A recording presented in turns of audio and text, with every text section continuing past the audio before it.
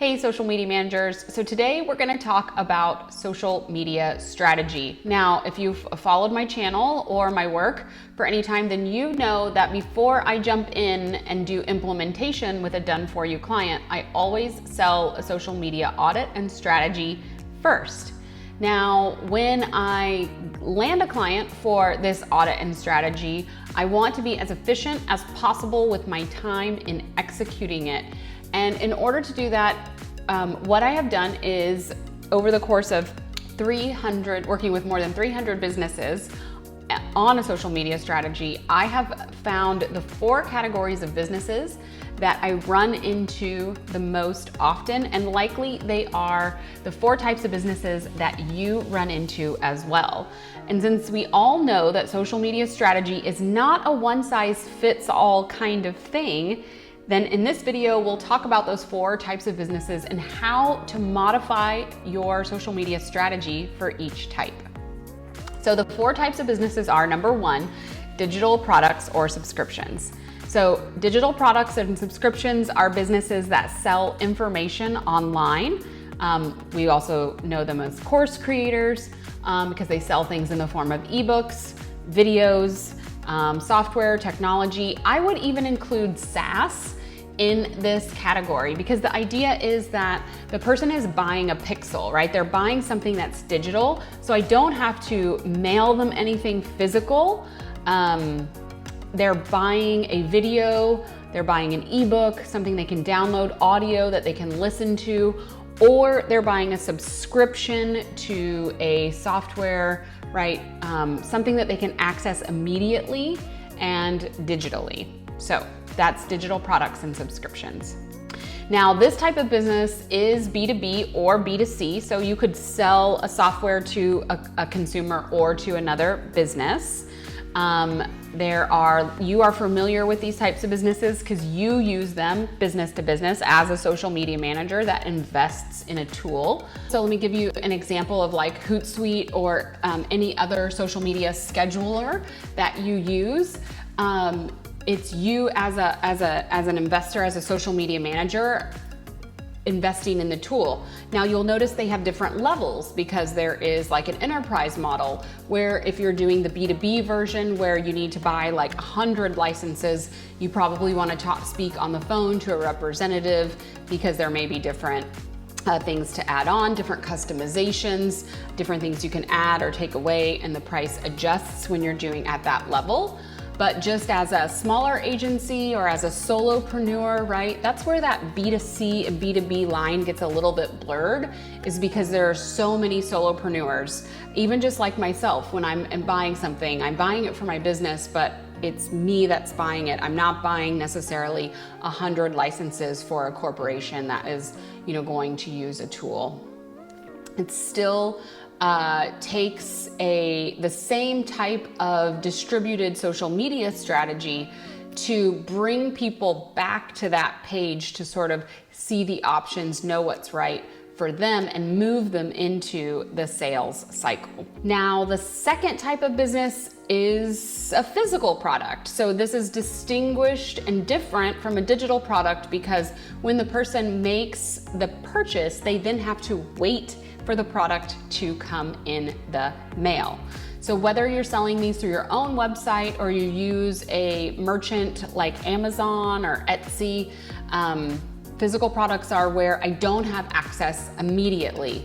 Now, you may, for instance, have, let's think of like a health and wellness company where maybe they sell information and physical products, right? Maybe they have a supplement line, but they also sell information. So you may have one that kind of has a hybrid model between the two. But in general, when people are selling physical products, the marketing is a little bit different because the person is swiping their credit card, but again, they have to wait, right, to get the product in the mail. So the triggers and the wording that you might use or the other tactics that you might employ for a physical product business is going to be a little bit different. Why? Well, in digital products, you have the immediacy of being able to consume the product that really works in your favor, right? So you have to be a little bit more strategic, and you have to really know your buyers in the physical product space. Now, the third type is a local business or brick and mortar businesses, right? And this is where you have to use social media to incentivize the person to get up off of their couch, go to the business in order to swipe their credit card or to make a purchase. And that has its own, right, interesting characteristics to it, because one of the ones we know about and we talk about a lot is tracking. So how do you track the purchase if they interacted with you on social media, but then they actually have to come into your store or to your restaurant or your dry cleaner or whatever in order to make the purchase? How do you track the sale from where you were introduced to them to when they actually buy? So this includes all types of businesses that are local, and in general, your marketing in that point is to a person who lives in that area and within about a 10-mile radius of your business. And then lastly, services, virtual services. So not only virtual services that we're used to, like social media management, graphic design, all kinds of marketing, virtual assistant type services, any coaching, bookkeeping, anything that we can do, online. But there are other types of services like construction and plumbing, electrical work, like where you need to call somebody and they have to come to your house. So, virtual services, similar to digital products, are a little bit, a little bit of a beast of their own, because again, you have some ease there of use. When we're talking about local businesses, plumbers, electricians, contractors, house cleaners, home service providers, then you're talking about a lot of reviews, quotes, estimates, and that is very lead heavy. You need lots and lots and lots of leads in order to land a client. So it has sort of its own formula, but both of these types of businesses are service-based businesses. And so since they provide a service, then the words that you use and the type of marketing that you do is very different than, than for instance, any of the other types of businesses, that we've discussed. So you can see how, based on the intention of the person, the motives, what the business does, and how the product is consumed, that the degree to which your marketing funnel everyone needs to produce content. We know that. Everyone needs to grow an audience, and everyone needs to display their product. That is the three things that every business needs to do on social media. But how you set it up, how you track, what to post, when to, move people through each of those grow, engage, invite processes will shift depending on which type of business, and then all those hybrids mixed in there, right? Where I offer information products and I have virtual services, could potentially also have physical products. So these are all the formulas that you need to know and you need to be thinking about when you're creating your strategies for your clients.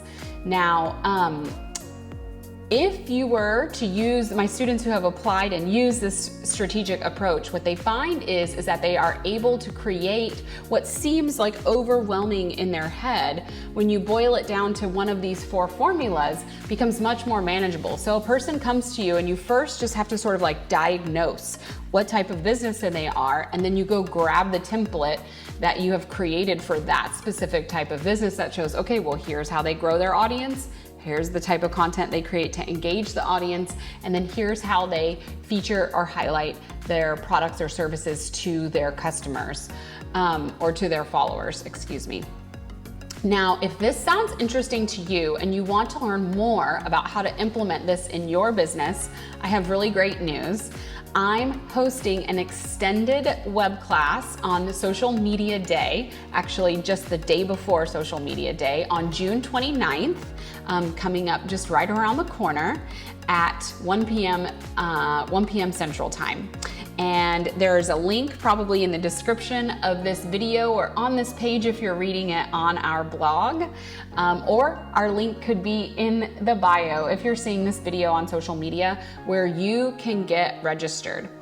You don't want to miss this because I'm really going to break down these 4 types for you, and I'm going to show you the template that I use in order to complete these in less than 1 to 2 hours max for each and every client, and I get paid thousands of dollars to do these. So if you want to follow this script, then find the link and register to join us. I am going to also show you how to really sell these strategies, because that's the part I find most social media managers are apprehensive about, is what are the words that you use to actually sell when you're on a discovery call and most clients are looking to you for done-for-you services. How do you change from them asking about done-for-you services to selling strategy? It's much more profitable. You know, it's a higher price ticket. It takes you less time if you use these strategies, and it actually will help you sell your done-for-you at the end of it, and you can even charge higher price points for that as well. But I'm spilling the beans. Come for all the tea on June 29th at 1 p.m. Learn my rinse and repeat strategy that I used for more than 300 businesses in the last 4 years. And by the way, I'm giving you a bonus, which is my discovery call questionnaire. So these are the key questions that I ask on the discovery call, the things that I'm listening for that I can use later to then reposition my offer to the client. Let's not do done for you just yet. Let's do a strategic audit first. So I'm excited to see you there, and find the link, and I'll see you in the next video.